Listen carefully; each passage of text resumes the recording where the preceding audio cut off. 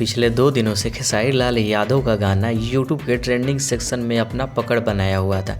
1-2 गाने नहीं बल्कि पूरे के पूरे 6 गाने ट्रेंड एक साथ कर रहे थे। लेकिन आज जो पवन सिंह का गाना रिलीज हुआ है सुबह Pawan Singh official YouTube channel से, और पवन सिंह के इस गाने ने पूरे ट्रेंडिंग सेक्शन को पीछे छोड़ता हुआ ट्रेंडिंग सेक्शन में पहले या दूसरे स्थान पे चला गया है। खेसारी लाल यादव के जितने सारे गाने थे अभी भी ट्रेंड कर रहे हैं, लेकिन किसी और नंबर पे। मतलब एक दिन में पवन सिंह ने ट्रेंडिंग सेक्शन में अपना पकड़ बना लिया। पावर एजे से शुरू होला एजे से खत्म हुई, पावर दूसर के कहां से ले ली।